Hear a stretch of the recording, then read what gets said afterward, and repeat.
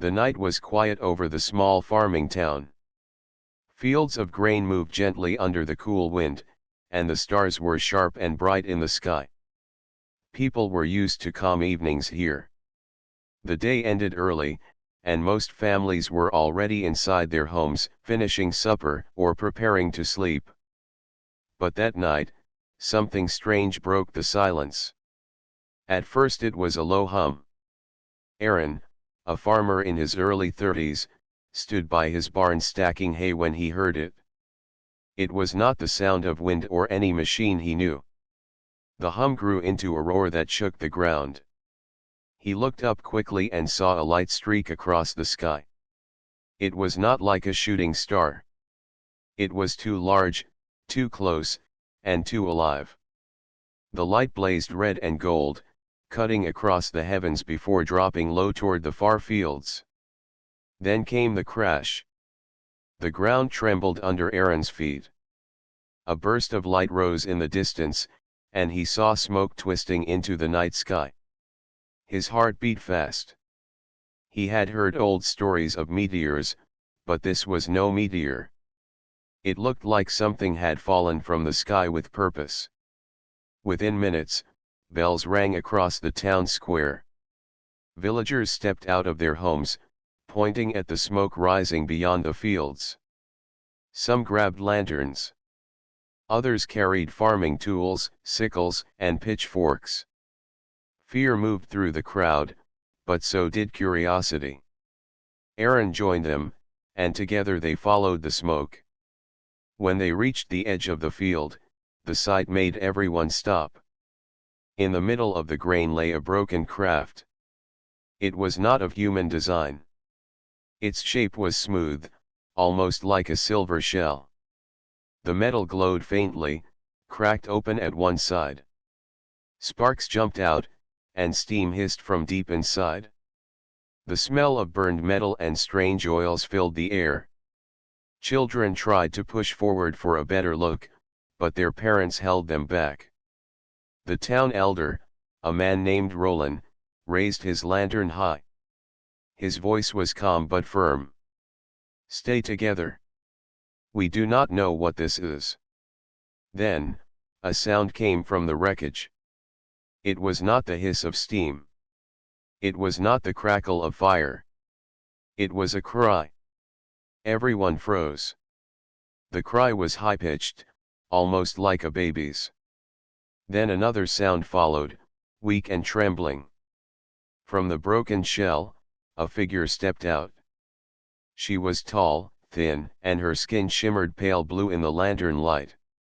Her arms wrapped around two small children, one on each side. Her body shook as she tried to walk forward.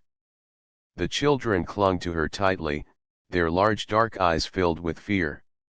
The villagers gasped. Some stepped back. Others whispered in fear. "It's not human. It's dangerous. Keep back." But Aaron did not step away. He stared at the mother and her children, and what he saw was not danger. He saw exhaustion. He saw a parent trying to shield her young.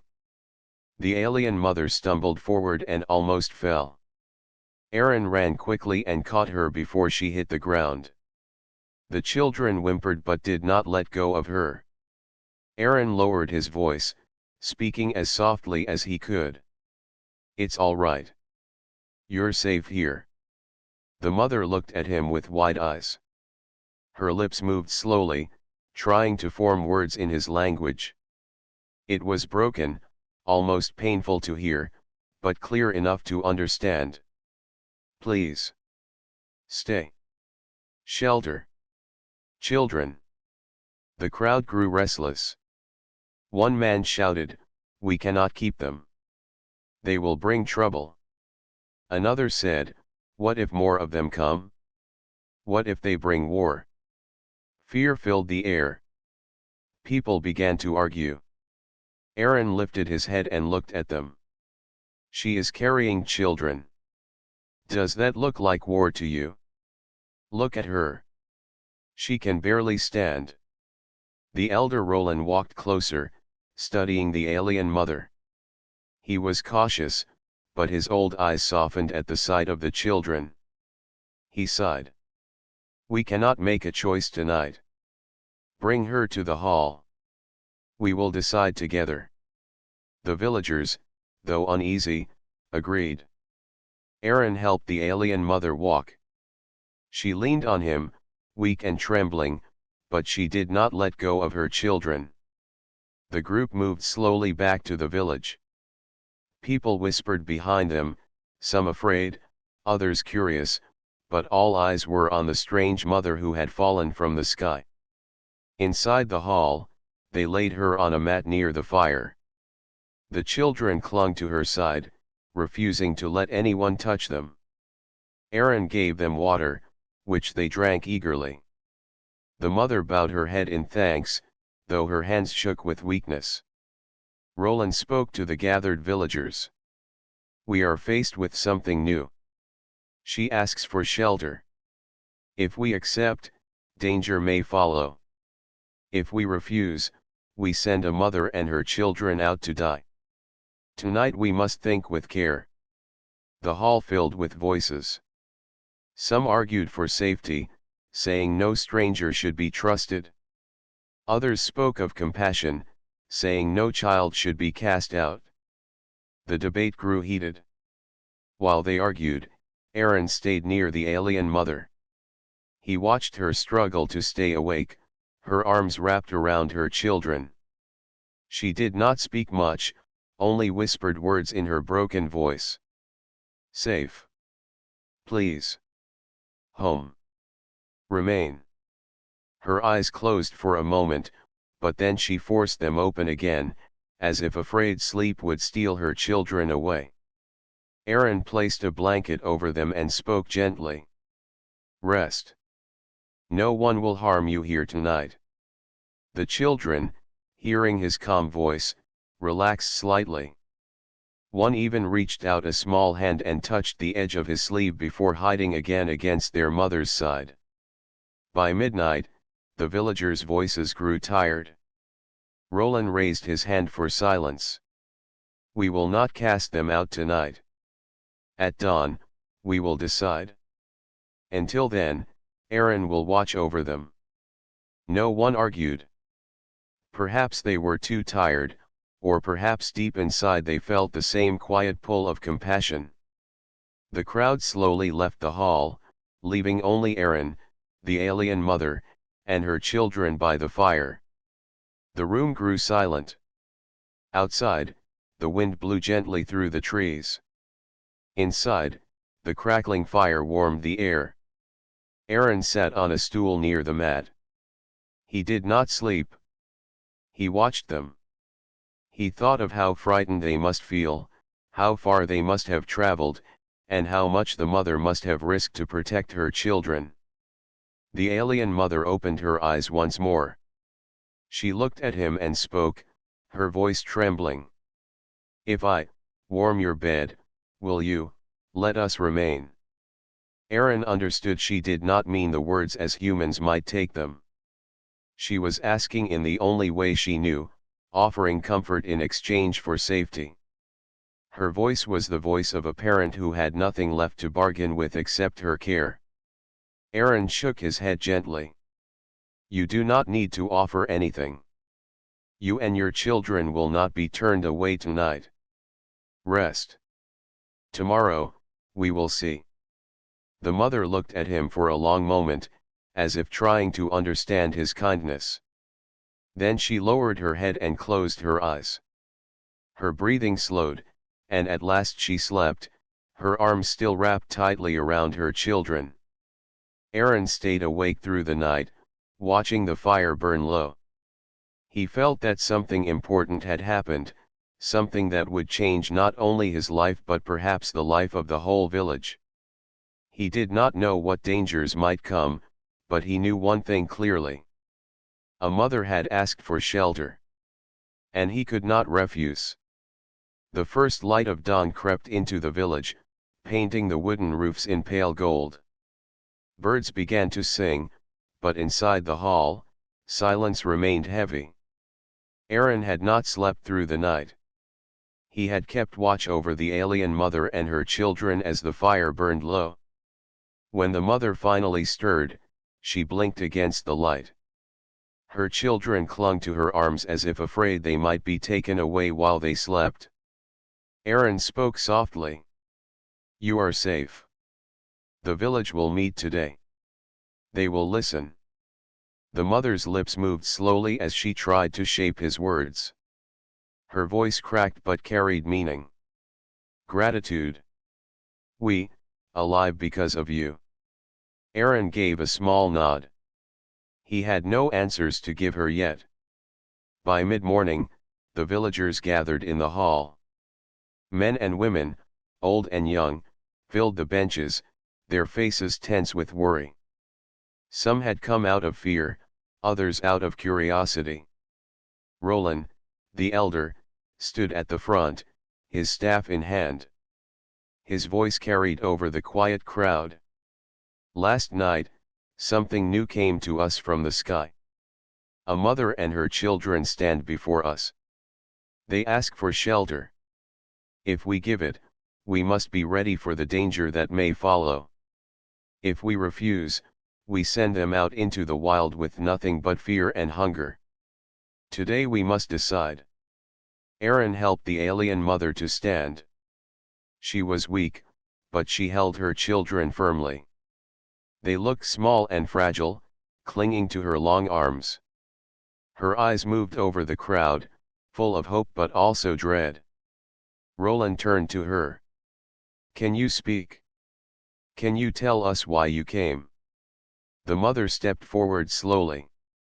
Her voice was broken, but each word came with effort. "Home, gone. War. Many dead. We, flee. This ship, last chance. Children, no place." The hall filled with murmurs. The villagers looked at one another, unsure what to believe. The mother pressed her hand against her chest, then lowered it toward her children. Her voice trembled as she said, "Please. Stay. Remain. Shelter." One of the children tried to speak too. The sound was high and soft, like a song broken by fear. Many of the villagers went quiet, struck by the innocence of it. But not all were moved. A man named Darren, known for his sharp tongue, stood and shouted, "She is not one of us. If others of her kind come, they may bring war to our doors. We cannot risk it." Another woman added, "We have little food already. Why should we feed strangers when our own families are hungry?" A wave of agreement rose. Voices grew louder, fear mixing with anger. The mother shrank back, clutching her children tighter. Aaron stood quickly, raising his voice above the noise. "Look at her. Look at them. Do they look like soldiers?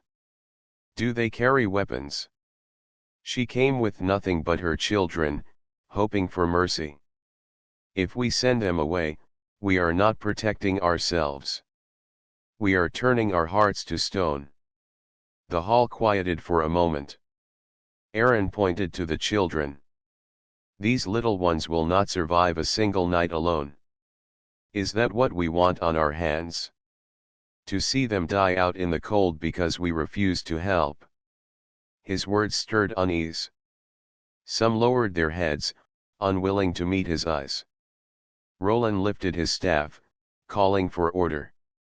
"Let us hear her once more. Let us understand what she asks." The mother took a deep breath. She stepped forward again, though her legs trembled. Her eyes glistened with unshed tears. She raised one hand toward the people and spoke slowly, clearly. "If I warm your bed, will you let us remain?" The hall grew still. Many did not understand her meaning, but Aaron did. He could see the desperation in her face. She was not offering herself as trade. She was trying to speak in their tongue, trying to say she would give comfort, she would give her care, if only they would allow her and her children to stay. Roland, too, seemed to understand. His old voice softened. She is asking for kindness, not making a bargain. She asks to share our shelter, to share our warmth. The mother bowed her head, pressing her children close to her. Her voice cracked again. We need only safety. No more. Silence filled the hall once more. Then an old woman rose from her seat. She was Myra, one of the healers of the village. Her voice was steady. I have lived many winters. I have seen hunger and sickness. Yet I know this truth. If we close our hearts now, we will lose more than we can measure. Let them stay. Let us show that we are not ruled by fear. Her words touched many. Slowly, more voices spoke in agreement. Not all were convinced, but the tide was turning. Roland raised his staff again. We will take a vote. All who say we give shelter, raise your hand. Hands rose, some hesitant, some firm. Then he called for the other side. Fewer hands lifted. The choice was clear. Roland nodded. Then it is decided. The mother and her children will remain. They will live among us, and we will protect them. The hall filled with mixed sounds: relief, unease, even anger, but the decision stood. The mother, not fully understanding the vote, looked at Aaron for guidance. He smiled gently. You may stay. The village has agreed. Her eyes widened, and for the first time since her arrival, she allowed herself to breathe deeply. She placed her hand over her heart and whispered, Gratitude. We remain. The children, sensing her relief, loosened their grip and looked around the hall with shy curiosity. One of them even gave a small laugh, a sound so pure that it touched the hearts of even the most doubtful. When the crowd left the hall, Aaron stayed with her. He asked softly, Do you have a name? The mother tilted her head, searching for words. She touched her chest and said slowly, Lyra. Then she pointed to her children. Nia. Sira. Aaron repeated the names carefully, and she nodded with approval. The days that followed were full of change. The villagers gave her a small house near the edge of the fields. It was simple, built of wood and stone, but it was safe and warm. Aaron and Myra helped her settle in. She struggled with their tools and food at first, but she learned quickly. She showed them how to grow certain herbs she carried in a small pouch, plants that healed cuts faster than anything they had known. Children from the village, though shy at first, began to play with Neo and Sira. Laughter returned to the little house, though Lyra always kept a watchful eye on them, as if danger might return at any moment. Some villagers still kept their distance. They muttered about risk and change. But others began to see her not as a stranger, but as a mother just like any other. They saw how she carried water from the well, how she shared food with those who had less, how she bowed her head in gratitude each night. One evening, as the sun set behind the hills, Aaron visited her home. The children ran outside to chase fireflies while Lyra sat by the doorway. She looked tired, but her face held peace. She spoke to him in her slow, broken words. You saved us. You believed when others did not. I ask only one thing. Please, never send us away. Aaron looked at her, then at the children laughing in the field. His voice was steady. No one will send you away. Not while I live. You are part of us now. Lyra lowered her head, tears slipping down her cheeks. Then this world is home. That night, as the stars rose again over the village, a sense of quiet change settled over the land. The people had chosen compassion over fear. And though none of them knew what trials might come, one truth had taken root in their hearts. Humanity's greatest strength was not in their tools or their numbers, but in their will to protect those who asked for shelter. And so, everything began to change. Seasons moved slowly in the village. Days of sunlight stretched long, followed by cool nights under quiet stars. Life returned to its usual rhythm after the arrival of Lyra and her children, yet something in the village felt different now. At first, the people had been cautious. Many avoided passing by Lyra's small house, and some whispered warnings to their children. But time has a way of softening fear. As weeks passed, the sight of Lyra walking to the well with a bucket or tending to the herb garden outside her home no longer drew gasps. People began to nod to her in greeting. Some even smiled. Her children, Neo and Sira, were the first to win hearts. They laughed easily, their games simple and full of joy. They played with wooden toys given by other children, and though their voices carried a strange tone, laughter was a language everyone understood. Soon, the children of the village sought them out, chasing each other through the fields, climbing trees, and sitting by the fire during cool evenings. Aaron often visited. He brought grain, tools, and firewood when Lyra struggled. She always thanked him with a small bow, though words in his language were still hard for her. Over time, her speech improved. She asked for names of things, repeating them carefully until they stayed in her memory. When she learned enough words, she began to tell small parts of her story. One evening, as she worked beside Aaron in the garden, she spoke haltingly. "My people, many gone. Ships burned. Only small ones escape. We, run far. No more home. Only children left." Aaron paused, hearing the pain in her voice. "And you?" She pressed her hand over her heart. "I promise to keep them safe. Even if nothing left. That is why I came." Aaron nodded slowly. He did not know how to answer, but he respected her strength. Despite the growing acceptance, not everyone welcomed the change. Darren, the man who had argued against sheltering Lyra, still spoke with anger. He warned others that her presence would bring enemies. "You think this peace will last? You are blind.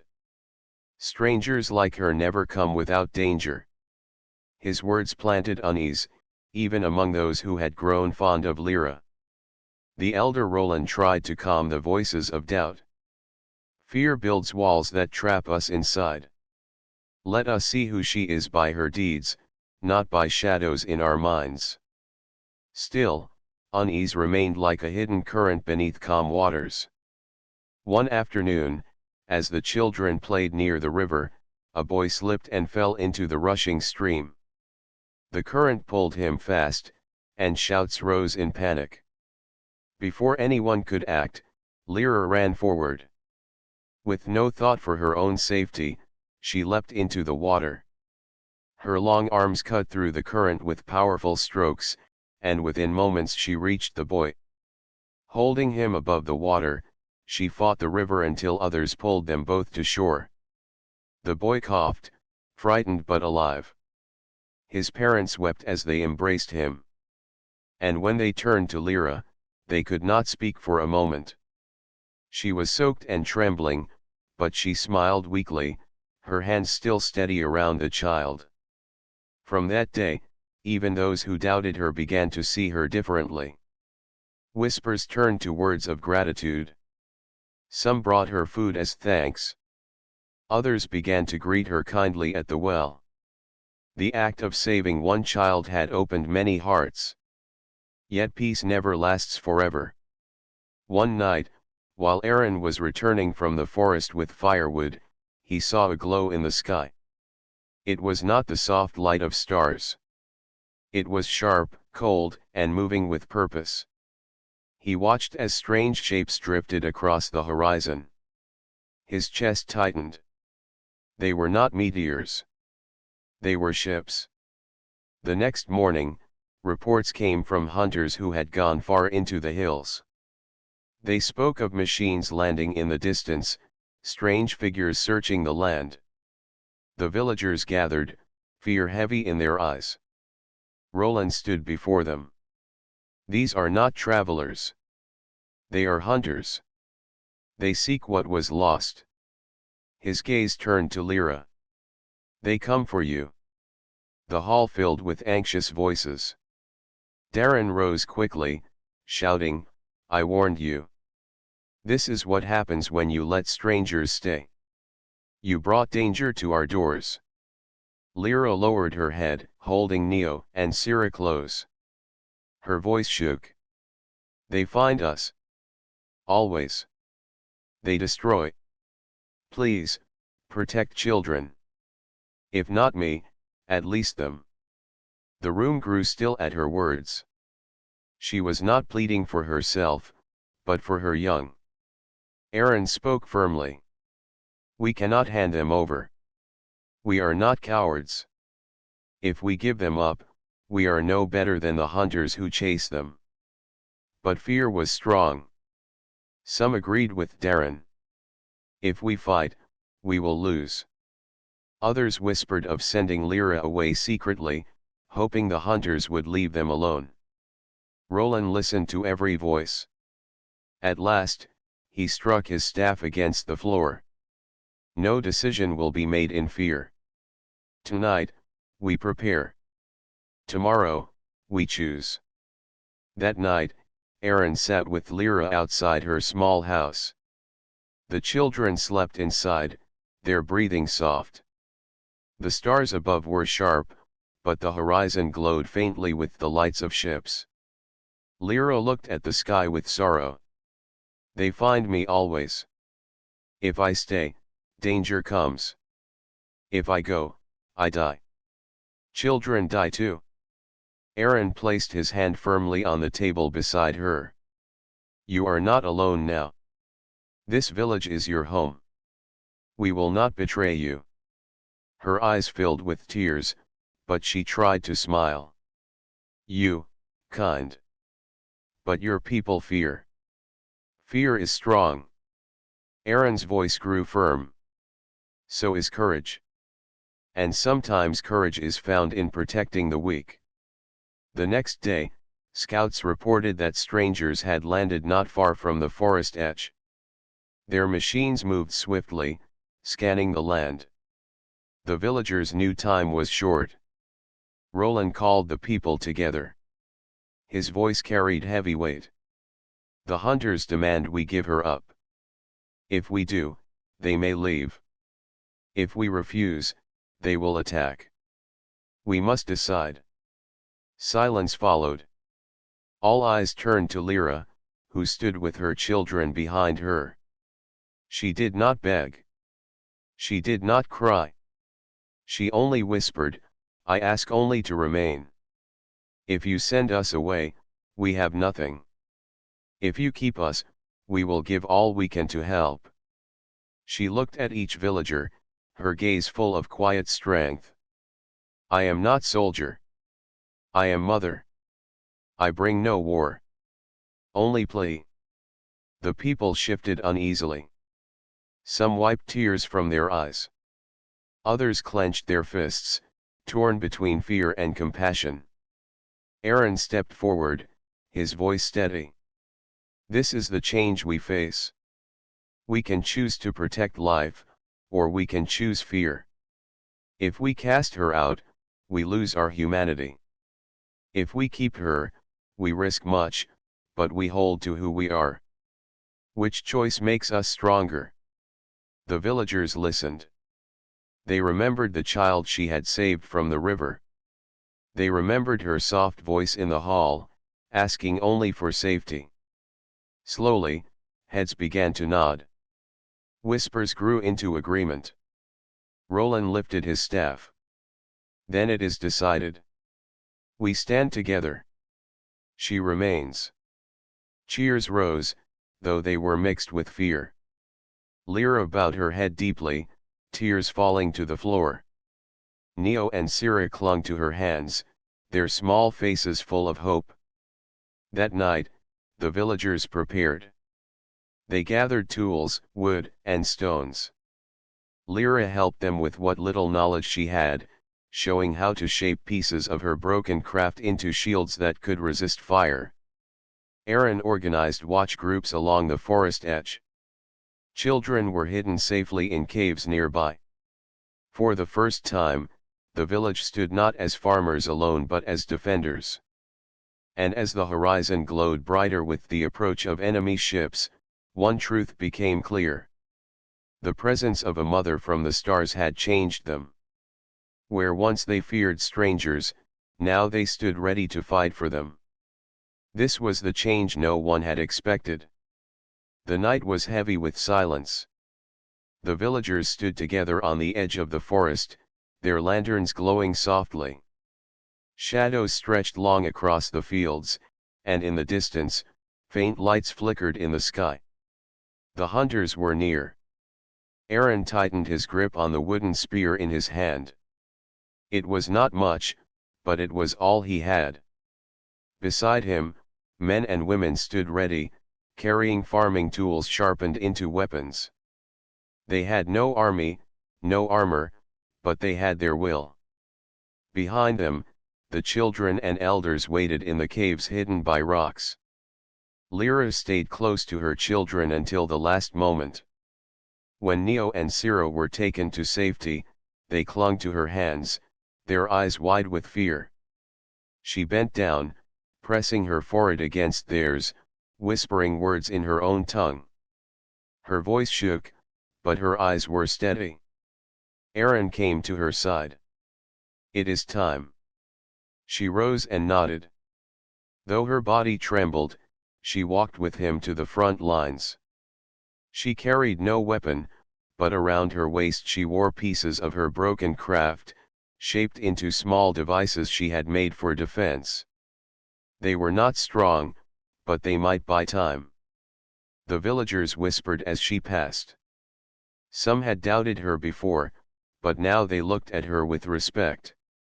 She was one of them. The night deepened. Then came the sound, low at first, like thunder rolling across the hills. Machines. Engines. Lights cut through the trees as the hunters came closer. Strange shadows moved in the darkness, tall and armored, their steps heavy against the ground. Fear gripped the villagers. Some shook, others whispered prayers. Aaron stepped forward, raising his voice. "Stand firm. Do not run. We protect our home. We protect each other." Lyra moved beside him, her pale blue skin glowing faintly in the lantern light. Her eyes were full of sorrow, but also strength. "Together," she said in her broken words. The hunters emerged from the trees. They were tall, covered in dark armor, their faces hidden by masks. Their voices echoed through devices on their suits, deep and cold. "Surrender the fugitive. Surrender the mother and her spawn. Do this, and we will leave you unharmed." The villagers did not move. Roland, the elder, stepped forward with his staff. His voice was calm but strong. "She is under our protection. You will not take her." The hunters raised their weapons. A low hum filled the air, and beams of light cut across the ground. "Then you will be destroyed." The first shot burned into the earth, leaving smoke and ash. The villagers cried out, but they did not run. Aaron shouted, "Shields!" At once, villagers lifted the makeshift shields Lyra had built from her broken craft. The beams struck them, sparks flying, but the shields held. The people crouched behind them, their hearts pounding. Then the hunters advanced. Aaron led the charge. With a cry, the villagers rushed forward, swinging their spears and axes. The hunters were strong, their armor thick, but they had not expected resistance from simple farmers. The first hunter fell when a group of villagers pulled him down with ropes and struck his mask with stones. Lyra moved quickly among them, pressing small devices into the ground. When hunters stepped near, the devices burst with light, blinding them long enough for villagers to strike. Her hands shook, but she did not stop. Aaron fought fiercely. He dodged beams of light, his spear striking at joints in the hunter's armor. Fear burned in his chest, but he refused to let it rule him.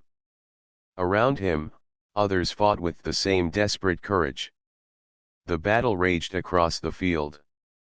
Smoke and fire filled the air. Villagers shouted, hunters roared, and the night shook with struggle.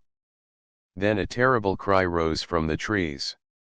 A larger machine stepped forward, taller than a house, its legs crushing the earth. A hunter controlled it from within, and its weapons glowed with deadly fire. The villagers faltered. Some stepped back in fear. Aaron shouted, "Do not break. Hold the line." But he knew they could not face such a machine with wood and stone. Lyra saw the machine and froze. Memories of her lost home filled her mind. She had seen machines like this before, tearing through her people, leaving nothing but ashes. For a moment, her strength faltered. Then she looked toward the caves where her children were hidden. Her fear turned to fire. She tore a final device from her belt, larger than the others. She turned to Aaron. "I go. Cover me." Aaron saw the determination in her eyes. "It is too dangerous." Her voice shook. "Children must live. I go." Before he could stop her, she ran forward. Beams of light struck the ground around her, but she did not slow. Villagers shouted in shock, then raised their shields to cover her. Aaron followed, shouting to distract the hunters. Lyra reached the base of the machine. She pressed the device against its leg, her fingers moving quickly. The hunters above turned their weapons toward her, but she leapt away just as the device exploded. The leg of the machine buckled, sparks flying. With a crash, the great machine fell, shaking the ground. The hunters roared in anger. Some tried to lift the machine, others aimed their weapons at Lyra. Before they could strike, villagers swarmed them, driving them back with spears and axes. Aaron fought at Lyra's side, pulling her away from the wreck. The hunters began to retreat. Their machines, damaged and burning, dragged back into the forest. The villagers, bloody and exhausted, shouted in victory. The hunters had not expected such resistance. When the last of them vanished into the night, silence fell. Smoke rose from the broken machines, and the fields were torn and blackened. Bodies lay on the ground, both hunter and villager. But the village still stood. Aaron dropped to his knees, gasping for breath. Lyra stood beside him, her body trembling, her eyes wide with shock. Slowly, she sank down and covered her face with her hands. Her shoulders shook, and tears fell. Aaron placed a hand on her arm. "You saved us. You gave us this chance." She shook her head. "No. We save each other. Together." The villagers gathered around them. Some wept for those lost, others cheered for the victory. Roland raised his staff, his old voice steady. "Tonight we stood against fear. Tonight we chose not to betray the weak. And we endured. Let this night be remembered." The people lifted their voices in agreement. Lyra looked toward the caves where Neo and Ciro were hidden. When her children ran to her, She fell to her knees and embraced them tightly. She kissed their heads, whispering words of comfort. For the first time in many years, she felt hope. The village had stood. They had fought not for gold or power, but for compassion. And though the hunters might return, the people knew they could resist. They had discovered their strength not in weapons, but in unity. As dawn broke, painting the sky with soft light, the villagers carried their wounded home. The fields bore scars, but the spirit of the people burned brighter than ever. That night, everything had changed once more. Humanity had shown the hunters that they would not surrender. And Lyra, who once begged only for shelter, now stood as part of the village, bound to them by blood, by courage, and by hope. The first rays of sunlight broke across the hills, painting the sky in soft pink and gold. Smoke still rose from the battlefield where broken machines lay scattered.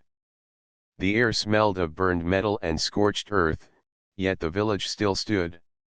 The people, tired and bruised, had survived the long night.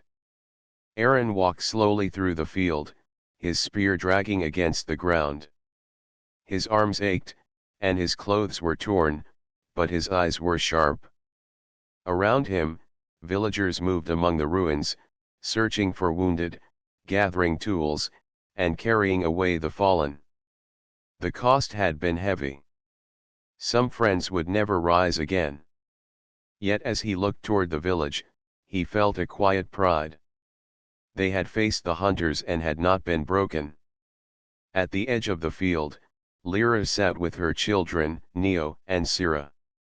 They clung to her sides, their faces pale from fear, but their eyes held wonder as well. They had seen their mother fight with all her strength, and they had seen humans stand with her. For the first time since fleeing their home, they felt the warmth of belonging. When Aaron approached, Lyra lifted her head. Her face was tired, her hair tangled, her clothes torn, but her eyes shone. "We live," she whispered in broken words. Aaron gave a small smile. "Yes. We live." The children left their mother's side and ran to Aaron. Neo tugged at his hand, while Sira smiled shyly. Aaron knelt, resting his hand on their shoulders. "You are safe now." Behind them, the elder Roland stood tall, his staff steady in his hand. Though his hair was white, his voice carried across the field. "Gather, all of you," he called. Slowly, the villagers moved closer, forming a circle around him. Roland looked at the people, his eyes firm. "Last night, we faced an enemy greater than us. We had no soldiers, no fine weapons, yet we stood. We did not surrender a mother and her children. We did not give away our humanity. That is our victory." The crowd listened in silence, their faces marked with grief but also with pride. Roland continued, "This battle will not be the last. The hunters will return. But let them return, for now they know we will not bow. We are stronger than fear. We are stronger together." A cheer rose, faint at first, then growing louder until the whole field echoed with voices. Even those who had doubted Lyra now shouted with pride. The sound carried far across the hills, a song of defiance. When the voices faded, Lyra stepped forward. She placed her hand over her heart and bowed her head deeply. "Gratitude," she said, her voice trembling. "You fight for me. For my children."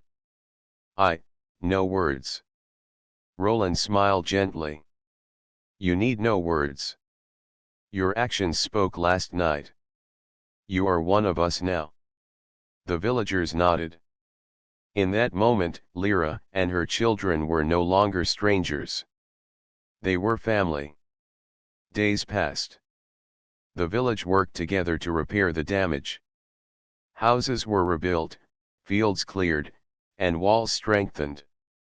The broken pieces of the hunters' machines were gathered, and Lyra showed the villagers how to use them. She taught them how to shape the metal into tools, how to build stronger shields, and how to harness small bits of energy for light and heat. Children came often to her house, eager to learn strange new games from Neo and Syrah. Laughter returned to the fields, though scars still marked the ground. Fear lingered, but hope grew stronger. Aaron spent many days with Lyra, helping her rebuild her small home and showing her how to plant crops in the soil. She taught him in return, showing him how her people grew herbs that healed wounds and plants that glowed faintly at night. Together they blended the knowledge of two worlds. One evening, as the sun set behind the hills, Aaron and Lyra sat by the fire outside her home. Neo and Syrah played nearby, chasing fireflies with other village children. The sound of their laughter filled the air.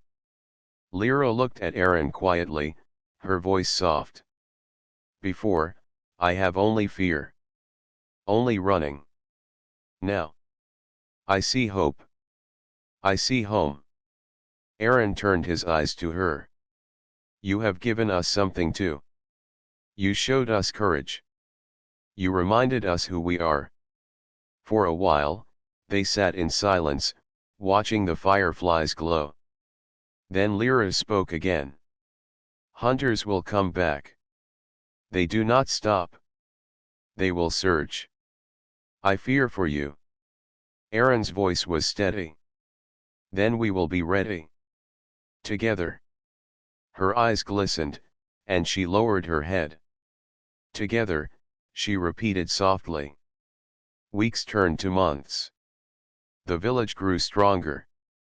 Farmers trained each evening, practicing with their weapons. Children were taught how to hide quickly when danger came. Watchtowers rose at the edges of the fields. The people no longer saw themselves as helpless. They were defenders now, guardians of their home. News spread slowly to nearby towns. Travelers who passed through carried tales of a village that stood against the hunters and won. Some called it foolishness, others called it bravery. But the story grew, carried from mouth to mouth, until distant villages began to listen. Hope spread like fire through dry grass. One day, messengers from another settlement arrived. They had heard of the stand and came to learn. Aaron and Roland welcomed them, while Lyra shared what knowledge she could. Soon, bonds formed between villages. They began to prepare together, building networks of defense. The hunters had thought to find only fear, but instead they had awakened unity. One night, as Lyra tucked her children into bed, Neo asked softly, "Mother, will we run again?" She held him close, stroking his hair. "No, little one. We remain. This place is home now." Syrah looked at her with wide eyes. "Because the people protect us." Lyra smiled gently. "Yes. And we protect them." Aaron, standing at the doorway, heard her words. His chest swelled with quiet pride. For the first time in a long while, he believed their future was not only survival, but life filled with meaning. Seasons changed. The scars on the fields healed as new crops grew. The villagers carried both memory and hope. They honored those lost in the battle with songs and stories, and they trained the young to be strong but also kind. One morning, when the sun rose bright and clear, Roland gathered the people once more. His voice carried across the square. "This is a new dawn. We are no longer the same as before. We have seen fear, and we have faced it. We have seen strangers, and we have chosen to call them family. Let this be our strength. Let it guide us into whatever comes next." The people lifted their voices in agreement. Lyra stood among them, her children at her side, her heart full. For the first time since she had fled her dying world, she no longer felt like a wanderer. She belonged. And though the threat of the hunters still loomed beyond the horizon, the village was ready. United not by blood, but by choice. By compassion. By courage. Aaron looked out at the people, at the children laughing, at the mothers and fathers standing tall, at Lyra and her children who had become part of them. He felt a deep certainty within him. Humanity had shown its strength not in power or wealth, but in the simple choice to protect the weak. That choice had changed everything. The sun rose higher, its light spilling over the village and fields. It was a new day, a new beginning. And from that day forward, no matter what came, they would face it together. It was truly the dawn of something greater.